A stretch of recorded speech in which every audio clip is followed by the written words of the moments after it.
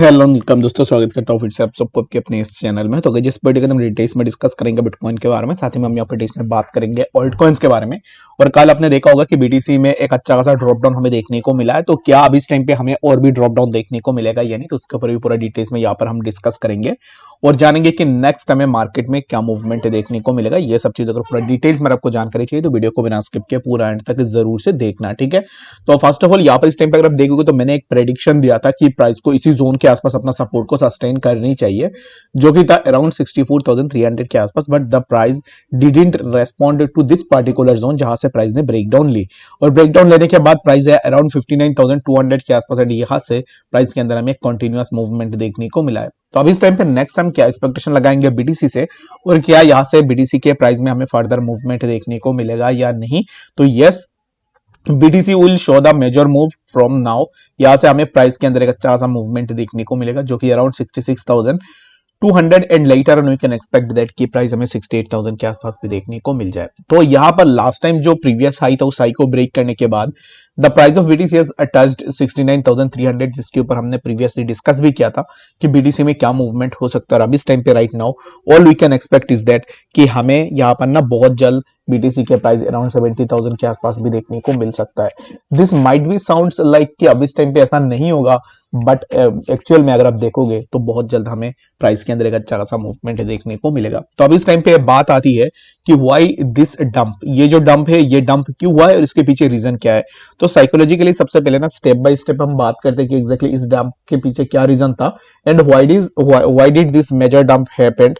तो इसके पीछे the first reason that we can expect is that कि प्राइस ने ऑल टाइम हाई को टच की हुई है। लेट सपोज कि यहाँ पर लास्ट ईयर किसी ने भी, लेट सपोज कि यहाँ पर लास्ट ईयर बहुत सारे लोगों ने ऑल टाइम हाई के पास अपने BTC को बाई किया था। This people are waiting for 3 years कि उनका प्राइस कब उसी जोन के आसपास जाए ताकि वो अपना यहाँ पर जो है नो लॉस नो प्रॉफिट के अंदर सेल कर पाए। तो ये एक फर्स्ट फैक्टर था जहां पर ना सेलिंग हुई है, जो कि लॉन्ग टर्म होल्डर थे जिनका पोजीशन लॉस में चल रहा था ओवर द इयर्स, तो उन्होंने अपना प्रॉफिट को बुक किया एंड अपने पोजीशंस को एग्जिट किए, ठीक है। The second thing is that कि जितने भी व्हील वॉलेट्स थे, लेट सपोज कि यहाँ पर अगर आप देखोगे तो ये जो पार्टिकुलर जोन है यहाँ पर भी बहुत सारी बाइंग हुई होगी। तो यहाँ से जिसने भी बाई किया होगा वो भी यहाँ पर अपना सेलिंग कर रहा होगा। रीजन बीइंग हर एक बंदा यहाँ पर ना ऑल टाइम प्रीवियस जो ऑल टाइम हाई है उसके आसपास अपना सेलिंग ऑर्डर लगा के रख रहा है। रीजन बीइंग यहाँ पर एक साइकोलॉजिकल पॉइंट है जहां पर सबको पता था किसी जोन से प्राइस रिवर्स बैक हो सकता है, तो एग्जैक्टली उसी जोन से ही प्राइस ने रिवर्स की हुई है। यानी कि इन शॉर्ट अगर आप देखोगे तो एक हॉट स्पॉट पॉइंट था जो कि प्रीवियस हाई, उस पॉइंट के ऊपर लोगों ने अपना सेलिंग बहुत ज्यादा लगाई और जितना ज्यादा सेलिंग यहाँ पर पुट हुआ उतना ज्यादा जो है हमें यहाँ पर प्राइस के अंदर ड्रॉप डाउन देखने को मिला है। तो ये कुछ रीजन है जो कि यहाँ पर नॉर्मल से रीजन से अगर आप खुद से भी देखोगे तो ये रीजन आप खुद के एंड से भी फाइंड आउट कर पाओगे। तो इन चीजों के कारण हमें BTC में ड्रॉप डाउन देखने को मिला है और ये जो ड्रॉप डाउन है ये ड्रॉप डाउन होना बहुत ही ज्यादा जरूरी था। रीजन बीइंग ये ड्रॉप डाउन अगर नहीं होता तो हम यहाँ से ना फर्दर अपवर्ड मूवमेंट का एक्सपेक्टेशन नहीं लगा सकते थे। तो अब इस टाइम पे again we can expect that कि प्राइस अब इस टाइम पे जहाँ पे चल रहा है यहाँ से BTC में हमें फर्दर एक अच्छा खासा अपवर्ड मूवमेंट भी देखने को मिलेगा। And the second thing is that कि अगर आप अब इस टाइम पे देखोगे, the first thing is that अगर आप यहाँ पर लिक्विडेशन को देखो तो लिक्विडेशन लास्ट 1 आवर पे हमें लॉन्ग के अंदर 816.41 के आसपास लिक्विडेशन हमें देखने को मिला है। और अगर हम यहाँ पर बाइनेंस के ऊपर बात करें ओनली, तो एक्सचेंज लिक्विडेशन में सबसे ज्यादा लिक्विडेट यहाँ पर लोग हुए हैं लॉन्ग पोजीशन के अंदर, जो कि है बाइनेंस पे के ऊपर 71.14% लॉन्ग पोजीशन के अंदर लोग लिक्विडेट हुए। OKX में भी सिमिलर काइंड ऑफ आपको लिक्विडेशन देखने को मिल जाएगा। बाइबिट के अंदर 74.64% के आसपास लोग लिक्विडेट हुए हैं।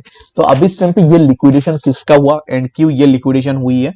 तो लिक्विडेशन उन लोगों का हुआ है जिन्होंने गैम्बलिंग किया था, जिनका पोजीशन बहुत बड़ा था और यहाँ पर अलॉन्ग विद दैट जिन्होंने बहुत बड़ी अमाउंट में अपना यहाँ पर जो है लिवरेज भी लिया था। तो यहाँ पर ना एक चीज लोगों को समझ में नहीं आती है, अगर आप ज्यादा से ज्यादा लिवरेज लेते हो तो फिर it may give U A insight. तो आप इस टाइम पे जितने भी यहाँ पर ना देखोगे जितने भी लोगों का पोजीशन के अंदर ज्यादा से ज्यादा लिवरेज था, यानी कि मैंने देखा है कि बहुत सारे ऐसे भी लोग होते हैं जो BTC के अंदर लिवरेज 100x 150x तक भी लगा देते।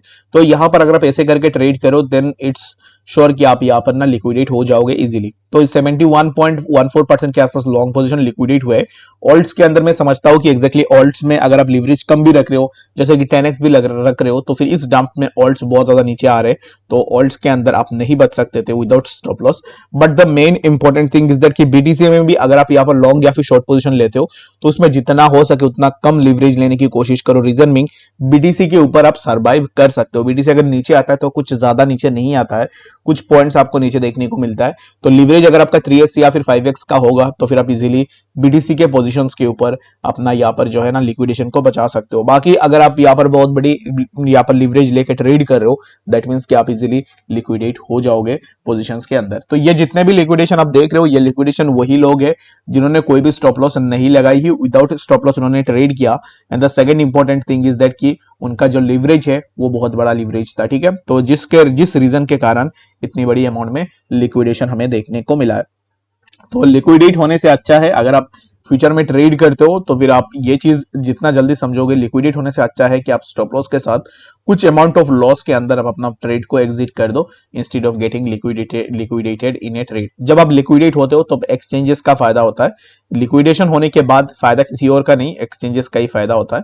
तो इसके लिए एक्सचेंज को फायदा करवाने के लिए आप अपना लिक्विडेशन मत करवाइए, हमेशा यहाँ पर स्टॉप लॉस के साथ ट्रेड करने की कोशिश करो। अगर आप स्टॉप लॉस नहीं लगाते हो तो फिर फ्यूचर ट्रेड आपके लिए बिल्कुल भी नहीं है, फ्यूचर ट्रेड आप बिल्कुल भी मत करो, ठीक है। तो बात करते हैं अब इस टाइम पे बीटीसी में नेक्स्ट क्या पॉसिबल मूवमेंट हम यहाँ से एक्सपेक्ट करेंगे। तो राइट नाउ प्राइस ने इसी जोन पे सपोर्ट ली हुई है, जिस जोन के आसपास प्राइस के लिए प्रीवियसली हमें एक बार सपोर्ट भी देखने को मिला था, जो कि है अराउंड इसी जोन के आसपास। यहाँ पर प्राइस के लिए एक सपोर्ट हमें देखने को मिला।